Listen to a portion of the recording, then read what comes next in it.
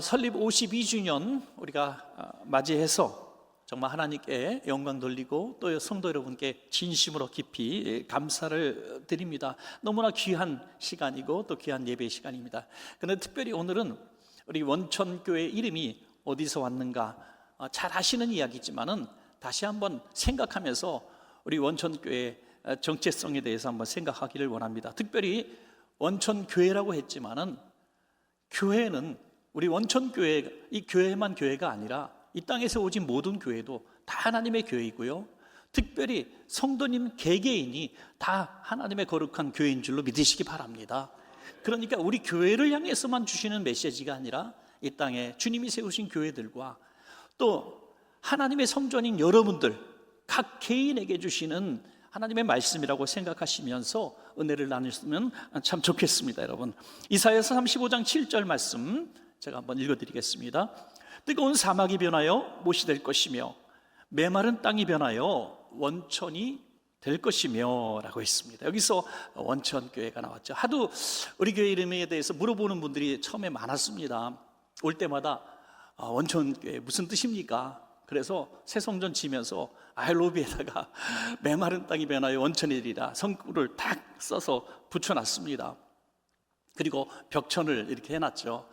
샘이 솟는 의미를 잘 구현해 놓았습니다. 여기 보면 뜨거운 사막이 변하여 못이 될 것이며 이렇게 말씀하고 있는데요, 뜨거운 사막, 사막이면 당연히 뜨겁잖아요. 그런데 특별히 뜨거운 사막, 펄펄 끓는 사막이라고 표현해 놓은 것은 또 원어의 뜻이 있다고 합니다. 그것은 이런 얘기입니다. 당시의 중동의 그 광야와 사막을 우리가 연상하면 되겠습니다. 이제 목축을 하는 사람이나 여행객들이 이 광야나 사막을 지날 때에 물이 다 떨어집니다. 길을 잃어버립니다. 그러면 마음에 두려움이 오겠죠. 어디 물이 없을까, 길이 없을까 하는데 저 멀리서 푸른 땅이 이렇게 보이는 거예요. 보니까 분명히 저기는 오아시스예요. 물이 있어 보입니다. 저도 광야를 지날 때 한번 본 적이 있어요. 그래서 진짜 그러네요 하면서 공감을 했는데요, 정말 파랗게 보입니다. 파랗게 보이니까 영락없이 물입니다. 그곳에 가서 보면 물이 있어요, 없어요? 없습니다. 신기루죠, 신기루. 그래서 그곳에서 절망하고 있다가 또 한번 살아보고자 했는데 똑같은 상황을 또 경험하게 되면 절망하게 됩니다. 신기루 앞에서 이제 쓰러지게 됩니다. 죽습니다.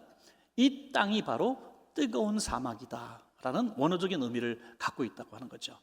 그런 곳에 뭐가 생긴다고요? 못이 생긴다. 못은 연못이죠. 신기른 줄 알고 찾아갔는데 진짜 물이 있는 거예요. 놀라운 변화죠. 놀라운 은혜입니다. 그 뒤에는 더 놀라운 변화로 점진적으로 나가죠. 메마른 땅이 변하여 못이 된다고요? 원천이 될 것이다. 고요 있는 물 정도가 아니라 밑에서 솟아나는 샘물이 되리라는 거죠.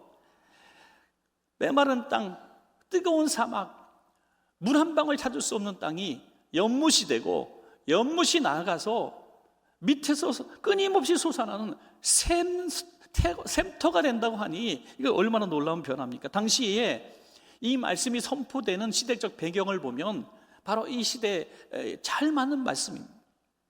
당시는 북이스라엘은 이미 멸망을 당했고 남유다마저 이제 침공을 당해서 멸망 직전에 있습니다. 그 상황 가운데서 그 백성들은 마치 메마른 땅 또 뜨거운 사막 가운데서 쓰러져 있는, 언젠가 주님이 도와주시겠지, 하나님이 도와주시겠지 했던 그런 희망들이 신기루가 되어서 절망하고 있는 그런 상황이었습니다. 성경에서 그 백성들의 상황을 잘 묘사해 놓은 세 가지 표현이 있습니다. 하나는 두려운 마음, 두려워서 벌벌 떠는 마음. 또 하나는 약한 손에 힘이 하나도 없어갖고 물건을 하나 들 수 없는, 정말 모든 상황이 다 낙심되어 있는 그런 상황을 말하고 있고, 또 하나는 떨리는 무릎, 이렇게 표현해 놓고 있습니다.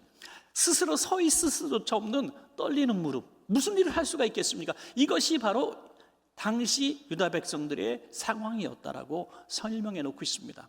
마치 광야와 사막에서 신기루만 쫓다가 쓰러져 있는 백성들 말이죠. 그런데 34장까지 이런 말씀을 하시다가 35장에 넘어가서 놀라운 반전의 역사가 일어나죠. 못과 샘터의 이야기를 하고 있습니다. 이사야서 35장 1절에 광야와 메마른 땅이 기뻐하며 사막이 백합화같이 피어 즐거워하며, 이사야 35장 6절에 광야에서 물이 솟겠고 사막에서 시내가 흐를 것임이라. 이사야 35장 7절에 메마른 땅이 변하여 원천이 될 것이며, 할렐루야. 조금 전까지 전혀 상상할 수 없었던 메마른 땅, 뜨거운 사막에서 절망에 쓰러져 있는 백성들에게 도무지 있을 수 없는 놀라운 대반전의 역사가 일어나고 있는 것입니다. 여러분, 이 모든 변화의 주체, 그리고 변화의 핵심이 무엇인가를 알아야 합니다. 오늘 이 시대가 바로 뜨거운 사막, 메마른 땅에서 살고 있는 이 시대가 아닙니까, 여러분? 개개인도 심령이 다 척박해졌어요. 요즘에 정말 우리 사람들 마음이 왜 이렇게 약한지 몰라요. 제가 늘 말씀을 드립니다만, 도로 위에서 절대로 싸우지 마시기 바랍니다. 뒤에서 빵빵 했다가 바로 눈 내리고 막 쳐다보면 바로 그 사람 내려서 와서 해꾸지하면 어떡해요. 제가 분명히 예언합니다. 눈 3초만 감고 기다리면 평생에 만날 일이 없는 사람인데 그날 밤에 경찰서 갈 수도 있는 거예요, 같이. 그러니까 이 세상에 너무너무 함부로 참견도 해서 안 되고요. 정의로운 어떤 구현을 하다가 얼마나 고통을 받는 사람이 많은지 알 수가 없습니다. 그 사람들이 다 분노에 차 있고 미움에 차 있고 내 편 아니면 다 원수고 다 적이고, 이런 시대 속에서 부모가 자식을 못 믿고 자식이 부모를 못 믿고 형제가 원수되어 있는 이런 시대를 지금 살아가고 있어요.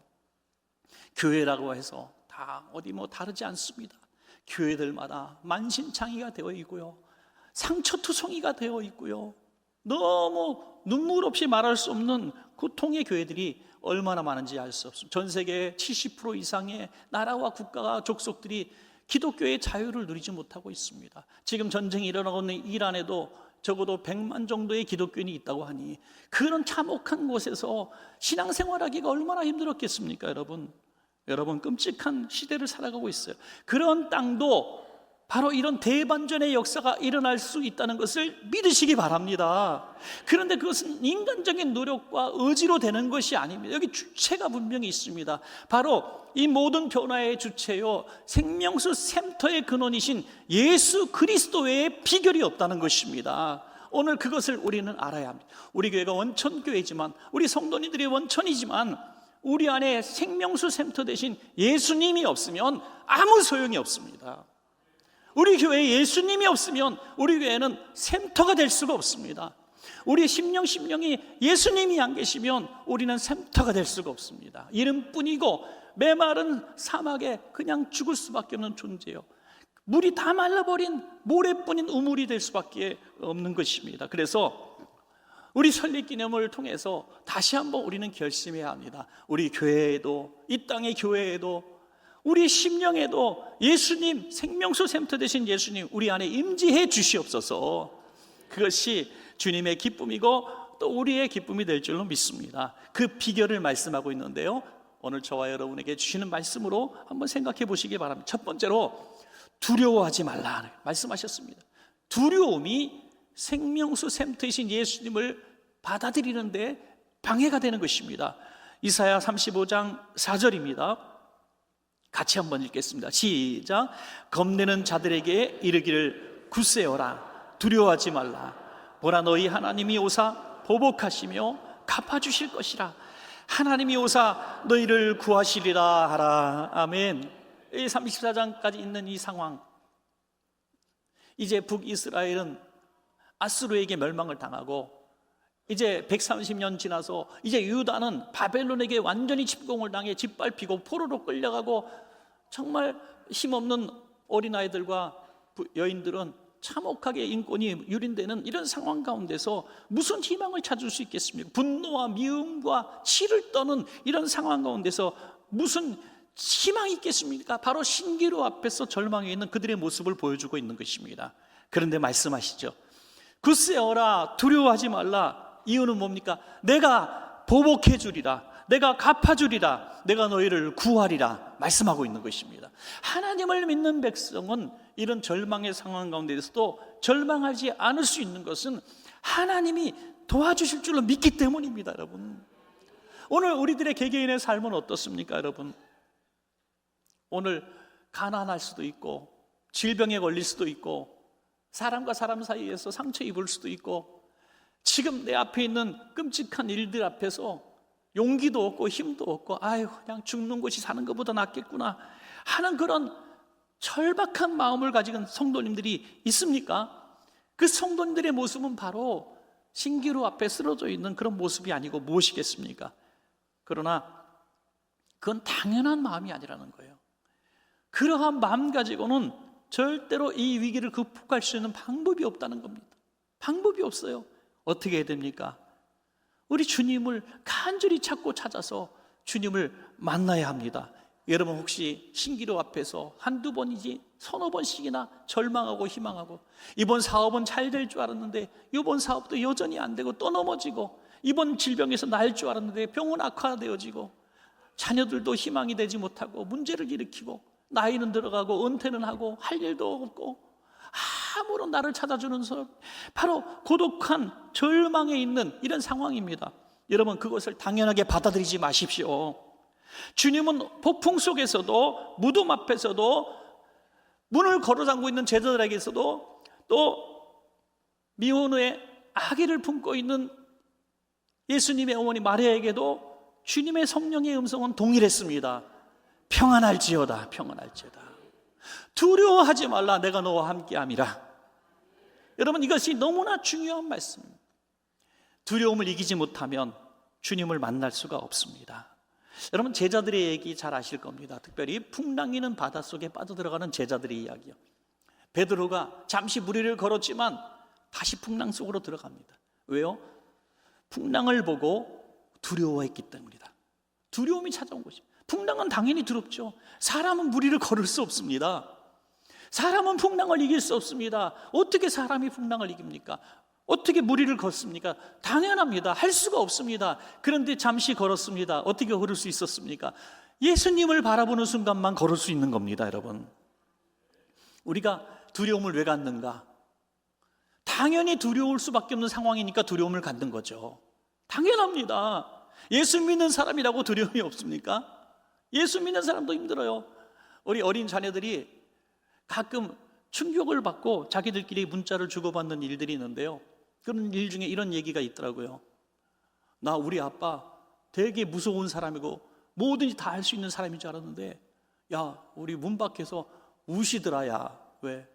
회사에서 너무너무 힘든 일이 있어가지고 문 들어오기 전에 울고 들어오시더라. 들어오시더니 전혀 밝은 얼굴로 들어오더라는 거예요. 자기를 못 봤으니까 밖에서. 그래서 너무 마음이 아픈 이런 얘기를 친구들끼리 나누는 대화가 이제 SNS에서 회자되었습니다.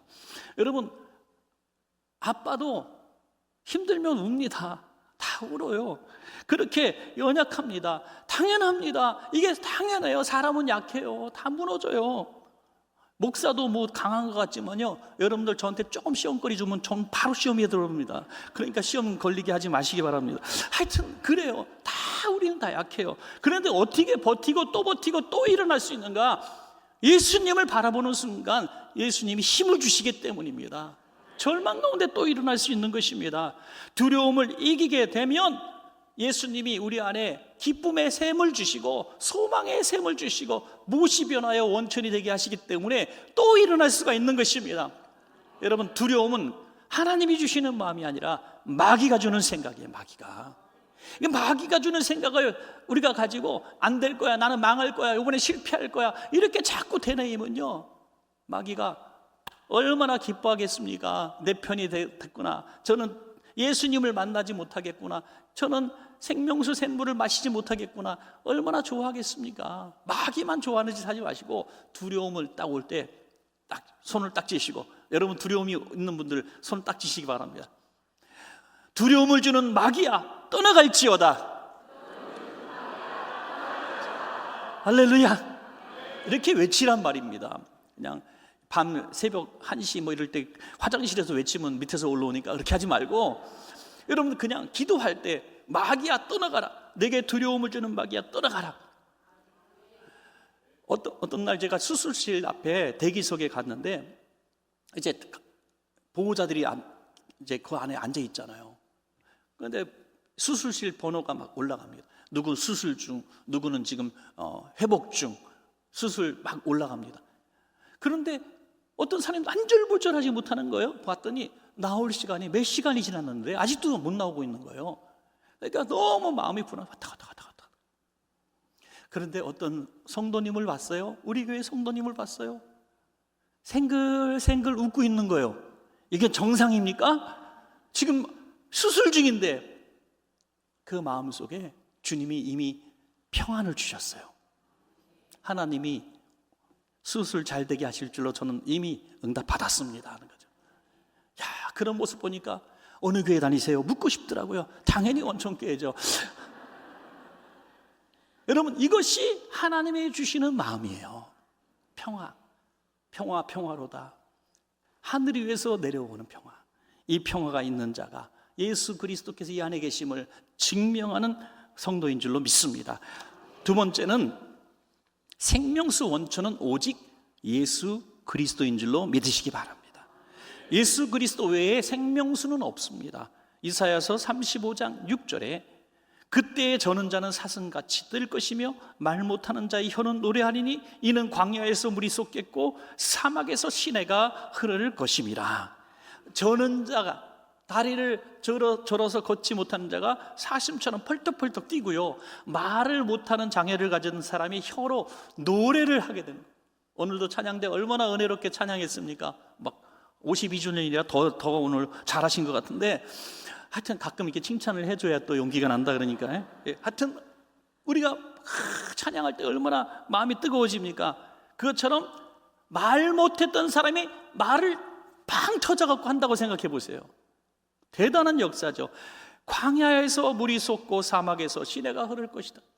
있을 수 없는 일들이 일어났다는 거죠. 이제 이사야서의 예언도 그렇고요, 구약 성경에 예언된 모든 미가서의 예언도 그렇고 예수 그리스도께서 이 땅에 오시면 하실 일들을 바로 설명해 놓고 있는 겁니다. 저는 자가 사슴같이 뛰고 보지 못하는 자가 뛰고, 또 장애를 가졌던 수많은 갖가지 질병의 환자들이 고침을 받고 악신과 귀신에 시달렸던 사람들이 고침을 받는 역사가 일어납니다. 여러분, 예수 안에서, 우리 원천교회에서 정말 예수 그리스도를 제대로 만난 사람은요, 그 전에 고치지 못했던 많은 질병과 아픔들이 떠나갈 수밖에 없는 거예요. 여러분, 우리는 너무나 많은 간증을 갖고 있어요. 정신적으로 공황장애, 우울증, 신경쇠약, 갖가지 질병에 앓고 있던 분들이 그대로 방치됐으면 제대로 살아갈 수가 없었던 사람들인데, 예수 그리스도를 만나고 예수님의 도우심을 힘입어서 거짓말처럼 완전히 치료받은 모습을 우리는 한두 명 본 게 아니에요. 지금요, 예수 안에서 고침받을 수 있습니다. 온전하게 예수 그리스도를 영접하십시오. 여러분, 나를 치료하시고 나를 고쳐주시고 내 안에 생명수 샘물이 나게 하실 분은 오직 예수님밖에 없습니다 하는 거죠. 사마리아 수가성의 한 마을에 한 여인이 살고 있었죠. 이 여인은 결혼에 5번 실패한 불행한 여인입니다. 부끄러워서 누구도 친구도 삼아주지 않았습니다. 그래서 물길로 갈 때에도 서늘해진 저녁에 가지 못하고 뜨거운 정오에 혼자 물길로 나갑니다. 고독하고 공허하고 부끄러운 삶을 사는 여인입니다. 누구도 그에게 접근하지 않았습니다. 그런데 예수님이 그녀에게 찾아오셔서 대화를 나눠주시고 물을 달라고 하십니다. 그리고 내가 이런 물을 주겠다고 말씀하십니다. 요한복음 4장 14절에 한번 같이 읽어보겠습니다. 시작. 내가 주는 물을 마시는 자는 영원히 목마르지 아니하리니 내가 주는 물은 그 속에서 영생하도록 솟아나는 샘물이 되리라. 아멘. 이것만 해결되면 내 갈증이 해소되겠지, 저것만 해결되면 내 갈증이 해소되겠지, 우리는 그렇게 속아 살아왔습니다. 아이고, 이제 죽도록 일해가지고 지금 너무 힘들지만 열심히 저축하고 노력하면 좀 지나면 살만한 경제 상황이 되겠지, 내가 지금 몸이 이렇게 아프지만 내가 운동도 하고 열심히 하면 더 건강해질 수도 있겠지, 내가 자식들 키우는데 너무 힘들지만 조금 열심히 키워놓으면 나중에 이 아이들이 효도하겠지. 내가 교회에서도 이렇게 봉사도 하고 또 11조도 드리고 헌신도 하고 하니까 하나님이 나 이쁘게 모셔갖고 언젠가 복권이라도 맞게 해주시겠지. 뭐 이런 신락 같은 희망을 가지고 우리가 살아옵니다. 마치 신기루를 바라본 듯이 말이죠. 그러다가 얻은 것이 뭡니까? 계속해서 말라마가는 우리의 삶의 현주소를 보게 되는 거죠. 공허해지고 죄책감에 사로잡히고 상처뿐이고 고독해지는 것입니다. 그 목마름을 누가 단번에 채워주셨습니까? 오직 예수님밖에 없었습니다. 여러분. 예수님이 그에게 오셔서 생수를 소개하고 예수님이 그 마음에 뜨거움을 주시니까 그 여인이 어떻게 변화됩니까? 요한복음 4장 28절에서 30절에 여자가 물동이를 버려두고 물 깃는 것이 나의 인생이다 했던 분이 물동이를 버려두고 동네로 들어가서 사람들에게 이르되 그 누구도 만나지 못했던 대인기피증, 공황장애, 우울증 이런 걸 갖고 있었던 이 여인이 이 모든 것들을 다 해결받고 이제 사람을 찾아갑니다. 문두들깁니다. 얼마나 놀라운 반전입니까? 내가 행한 모든 일을 내게 말한 사람을 와서 보라. 이는 그리스도 맞냐? 예수님을 소개합니다. 여러분도 예수님 만나라는 거예요. 그들이 동네에서 나와 예수께로 오더라. 할렐루야. 예수님밖에 없어요. 우리 교회도 정말 이런저런 많은 일들을 합니다. 그러나 본질적으로 교회에서 해야 될 최고 절대적인 사명은 뭡니까? 이곳에서 예수님 만나게 하는 일입니다, 여러분.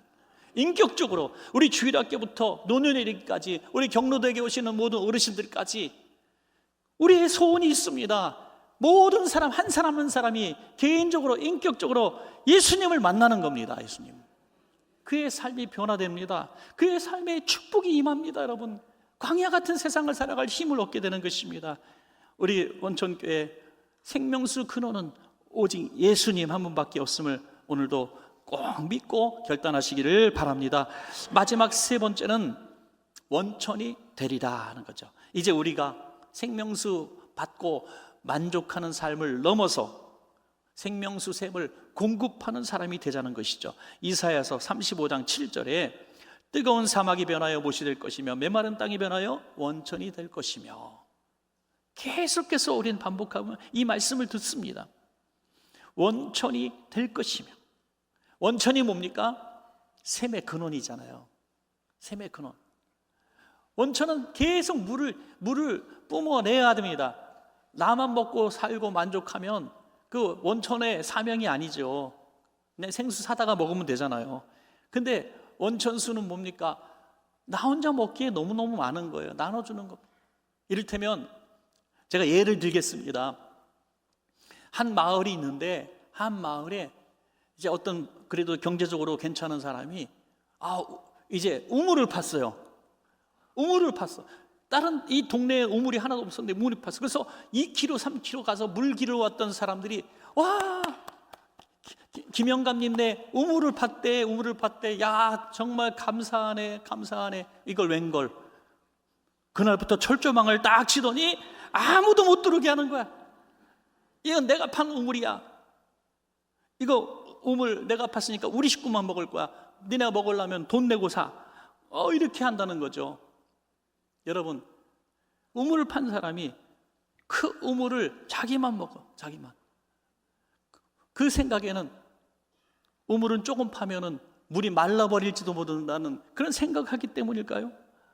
끊임없이 퍼도 끊임없이 나오는 우물인데 그 우물을 자기 혼자 누린다면 그때부터 우물 파지 않은 것만 못한 상황이 벌어지겠죠.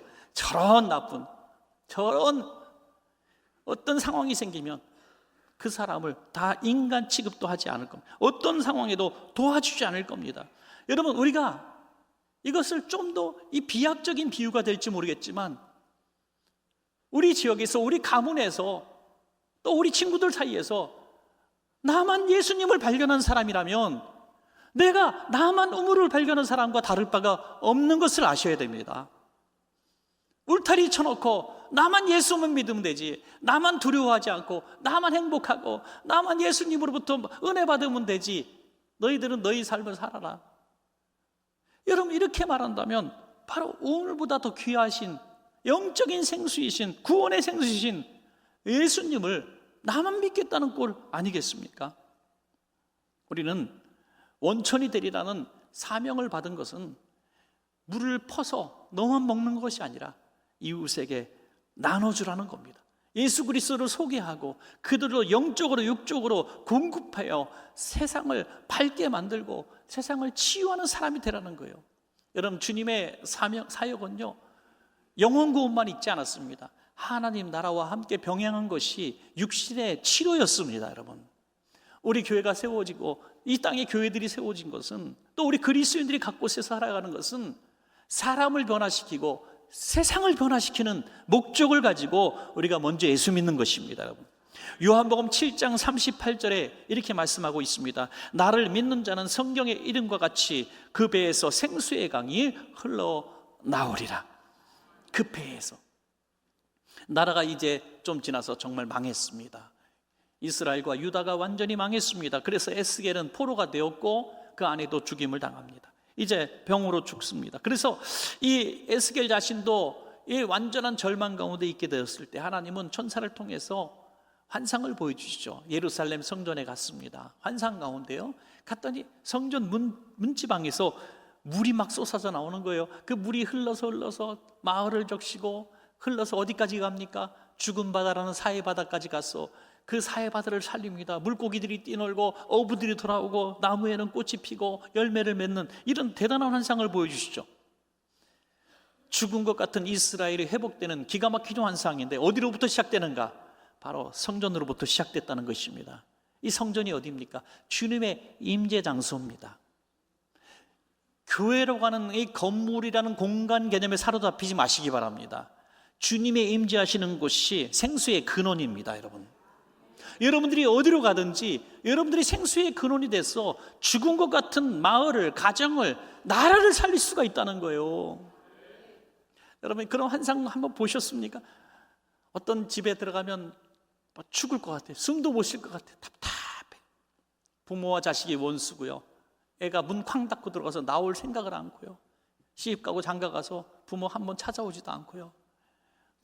너무 살벌한 가정, 너무 살벌한 가정. 드라마에서만 있는 게 아니더라고요. 부모 유산 탐내 갖고 형제들이 원수가 되고 법정 소송하는데 저는 재벌이 아닌 게 얼마나 감사한지 알 수가 없어요. 그래도 재벌이면 좋겠죠. 하여튼 이게 세상이에요. 진짜 무시무시한 세상이 됐어요.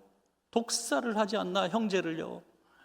여러분, 이런 답답하고 끔찍하고 살벌하고 죽은 것 같은 무덤 속 같은 가정도 여러분 한 사람이 생명수 샘터가 되고 원천이 되면 그런 가정도 예수 마을로 변화될 줄로 믿습니다. 변화된다는 거예요. 변화될 수 있습니다. 기업도 정말 살벌한 기업이 있을 수 있고요, 뭐 그런 세상적이고 떠나서 교회도 마찬가지. 이 땅에 많은 교회들 보니까요, 참 상처 입은 교회가 한둘이 아니에요. 그냥 교회가 전쟁터예요. 아픔이 가득해요. 세상보다 못한 모습들을 너무나 많이 봐요. 어떤 성도가 투덜거리면서 말하기를, 내가 중직자라 교회를 안 나올 수 없고 일을 안 할 수는 없지만은 세상에 5일 동안 세상 일하는 것보다 주일날 와서 교회 1시간 있는 게 더 힘들다는 거예요. 너무 힘들다는 거예요. 영적인 짓놀림, 미움, 증오, 다툼, 거짓말, 이 난무하는 게 어떻게 이런 일이 벌어졌습니까? 바로 주님이 떠나셨기 때문에 그래요. 주님 없는 곳에는 이런 인간적인 모습밖에 나타날 수가 없고 모래만 푸석푸석한 사막과 광야가 될 수밖에 없는 것입니다. 그러면 포기해야 될까요? 버려야 될까요? 아니라는 거예요. 뜨거운 사막이 변하여 못이 될 것이며 메마른 땅이 변하여 원천이 될 수가 있습니다. 예수님만 다시 오시면, 다시 다 뜨거운 성령의 임재만 있으면 다시 죽음받아도 살아날 수가 있습니다. 포기하지 마세요. 여러분 자녀도 아무리 막 나가도요, 포기하지 마세요. 우리 성도님들도 저 인간은 진짜 예수 믿는 사람인지 아닌지 모르겠다 이런 말 하지 마세요. 여러분, 참 남 비난 잘하는 사람들 참 많아요. 자기 일 속에 사로잡혀서. 제가요, 우리 성도님들이 영적 건강을 위해서 하나 조언을 드릴게요. 누구를 만 너무 똑똑해, 여기저기 비판도 잘해, 아무개는 이래서 나쁘고 저래서, 듣다 보니까 이 사람 진짜 냉철한 판단력도 있고 통찰력도 있고 대단한 거, 그런 사람 만나지 마세요. 여러분의 영성에 도움이 되지 않아. 도움이 되지 않아. 어떤 사람을 만나야 된다. 저 사람은 이렇게 힘든 사람인데 이 사람 이렇게 내가 고쳤으면 좋겠다. 이 사람 절망적인 사람인데 이 사람 분명히 나을 수 있다. 할렐루야. 우리 이 동네도 마찬가지고 교회도 마찬가지고요. 제가 다른 얘기인데요. 어떤 의료진에 계신 선생님들이, 이제 우리 교회도 여러 분 계시지만 의료진에 있는 분들, 뭐 특별히 의사, 간호사 이런 분들은요, 그냥 추리닝 입고 조깅하다가 누가 탁 넘어졌어. 그러면요, 나 의사인가 아무도 모르지, 가야 되겠다 하고 도망가지 않는다는 거예요. 이게요, 그냥 그 마음속에 평생 사람을 살리는 일을 했기 때문에 자기도 모르게 가서 이게 인공호흡하고 있어요. 지금 소생하고 있단 말이에요. 소방관도 경찰관도 다 마찬가지잖아요. 여러분, 그리스도인의 정체성이 뭡니까? 죽어가는 영혼을 보면 뛰어가서 살리는 게 본능이 돼야 된다는 거예요. 오늘날 위기가 왜 왔습니까? 아이고 죽어가네, 그래, 아이고 진작에 병원에 가지, 아이고 저 사람 배고파 굶어, 아이고 지가 어떻게 거지같이 살았으면 저렇게 거지 노릇을 할까. 이렇게 하는 건 누구나 할 수 있습니다. 그 약점을 보듬어주고 살려주고 하는 일을 우리 그리스도인이 하지 않으면 누가 하겠습니까?